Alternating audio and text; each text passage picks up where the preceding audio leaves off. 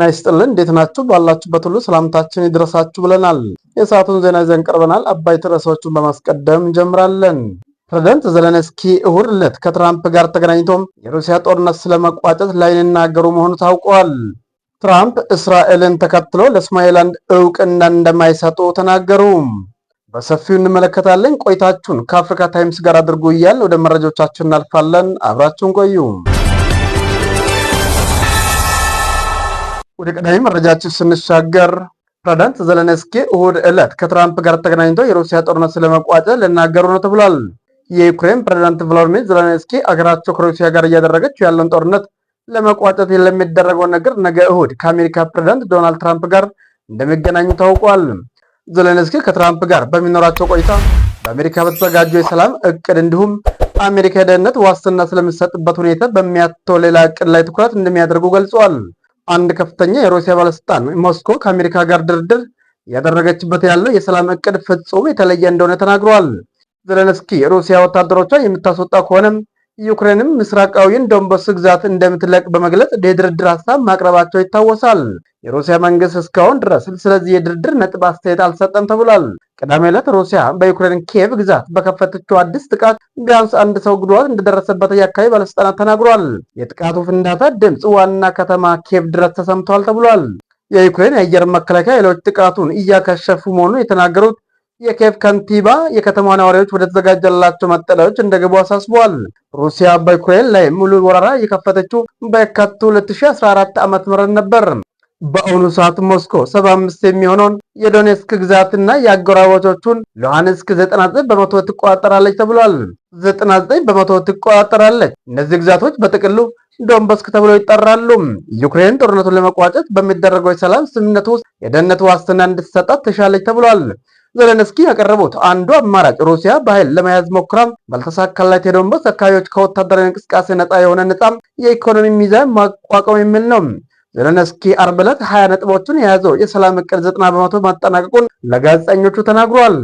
ስራችን ሁሉም ነገር 100 በመቶ ዝግጁ መሆኑን ማረጋገጥ ነው ብለዋል። በማህበራዊ ሚዲያ ገጻቸው ላይ ባጋሩት ልጥፍ ደግሞ አንድም ቀን እያባከን አይደለም፣ በቅርቡ በከፍተኛ አመራሮች ደረጃም ከፕሬዝዳንት ትራምፕ ጋር ለመገናኘት ተስማምተናል ብለዋል። አዲሱ ዓመት ከመግባቱ በፊት ብዙ ሊወሰን ይችላል ሲሉ ጽፏል። ትራምፕ በበኩላቸው ዓርብ ዕለት በታተመው የፖለቲኮ መጽሔት ላይ በወጣው ቃለ መጠይቃቸው የዩክሬኑ ፕሬዝዳንት እኔ እስከማጸድቀው ድረስ ምንም ነገር የለውም ማለታቸው ተዘግቧል። የሰላም ሂደቱ በሩሲያ ፕሬዝዳንት ቮሎዲሚር በኩል በጥሩ ሁኔታ እየተካሄደ እንደሆነ እንደሚያስቡ የተናገሩት ትራምፕ በቅርቡ ከፑቲን ጋር ንግግር ያደርጋለሁ ብሎ እንደሚጠብቁም ገልጸዋል። የክሬምሊን ልዑክ የሆኑት ክሬምሊን ዲሜትሪቭ ባለፈው ሳምንት በአሜሪካ ፍሎሪዳ የነበራቸውን ስብሰባ አጠናቆ ወደ ሩሲያ ከተመለሱ በኋላ የፕሬዝዳንቱን ፑቲን ረዳቶች ከአሜሪካ ባለስልጣናት ጋር ተጨማሪ ንግግር በስልክ አድርገዋል። የሩሲያ ውጭ ጉዳይ ሚኒስትር ዴታ ሰርጌይ በተደረገው ንግግር ጥሩ መሻሻሎች መታየታቸውን ጠቅሷል። ነገር ግን ዩክሬን በአሜሪካ እቅድ ላይ የሚደረገውን ንግግር ለማበላሻት እየሞከረች ነው በማለት አካሷል። ሚኒስትር ዴታው ዓርብ ዕለት በሩሲያ የመንግስት ቴሌቪዥን በሰጡት አስተያየት ታህሳስ 25 ቀን 2025 በእውነትም ለመፍትሄ አንድ ደረጃ የተቃረብንበት ዕለት ሆኖ በሁላችን አእምሮ ውስጥ የሚኖር ይመስለኛል ብሏል። የመጨረሻውን ግፊት አድርገን ስምምነት ላይ መድረስ የመቻላችን ጉዳይ ግን በምናከናውነው ስራና በሌላኛው ወገን ፖለቲካዊ ፈቃደኝነት ላይ ይወሰናል ብለዋል። ወደ መጨረሻ መረጃችን ስንሻገር ትራምፕ እስራኤልን ተከትሎ ለሶማሌላንድ እውቅና እንደማይሰጡ ተናገሩ። የአሜሪካው ፕሬዝዳንት እስራኤልን ተከትሎ በፍጥነት ለሶማሌላንድ ሉዓላዊ ሀገርነት እውቅና እንደማይሰጡ ተናግረዋል። ሁሉም ነገር ላይ ጥናት እያደረግን ነው፣ እናጠናዋለን። ብዙ ነገር አጥንቼ ድንቅ ውሳኔ አስተላልፋለሁ፣ ውሳኔዎችም ትክክል ናቸው ሲሉ ከኒውዮርክ ፖስት ጋር በስልክ ባደረጉት ቃለ ምልልስ ተገልጿል። ሶማሌላንድ ምን እንደሆነች በትክክል የሚያውቅ ሰው ግን አለ ሲሉ ትራምፕ ጠይቋል። ሶማሌላንድ አሜሪካ ስትራቴጂክ በሆነችው የኤደን ባህረ ሰላጤ ይዞታ እንዲኖራት ሀሳብ ማቅረቧን በተመለከተ የተጠየቁት ትራምፕ ትልቅ ነገር አይደለም ሲሉ አጣጥሏል። የእስራኤሉ ጠቅላይ ሚኒስትር ቤንጃሚን ኔታንያሁ ለሶማሌላንድ እውቅና መስጠታቸውን ይፋ ካደረጉ በኋላ ሶማሌላንድ የአብርሃም ስምምነትን ለመቀላቀል እንደምትፈልግ ለትራምፕ እንደሚገልጹ ተናግሯል።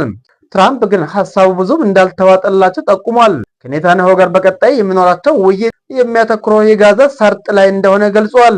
ከዚህም ጋር ተያይዞ ኳታርም እስራኤል ለሶማሌ የሰጠችውን እውቅና በጽኑ እንደምታወግዝ ገልጻለች። ግዛት የምታስፋፋ ያለቻትን እስራኤልና ሶማሌላንድ አንዳቸው ሌላኛው የሰጡትን እውቅና እንደማትቀበል አስታውቃለች። የኳታር የውጭ ጉዳይ ሚኒስትር በማድረግ ሚዲያ ገጻቸው ባወጡት መግለጫ ይህ የተናጠለ እርምጃ አደገኛ ነው ብሏል። ዓለም አቀፍ ሕግን ይጥሳል፣ የሶማሊያ ሉዓላዊነትና አንድነትን ይጥሳል ብሏል። የሶማሊያ አንድነት በሚጥስ መልኩ የሚፈጠር ትይዩ አስተዳደር ኳታር እንደማትቀበል ገልጻለች። የሶማሊያ ደህንነትና መረጋጋት ለማስጠበቅ ቁርጠኛ እንደሆነች አጽንኦት ሰጥታለች። ኳታር ከወንድሞቻችን ጎን እንቆማለን በማለት አቋሟን ይፋ አድርጋለች ተብሏል። የሀገሪቱ ውጭ ጉዳይ ሚኒስትር መግለጫ ግዛት የምታስፋፋም እስራኤል ለፍልስጤም ሀገርነት እውቅና ብትሰጥ ይሻላል ይላል። ፍልስጤማውያን በብሔራዊ ግዛታቸው ሀገር የመመስረት መብታቸው ዓለም አቀፍ ድጋፍ ያለው ነው ሲሉ አክሏል።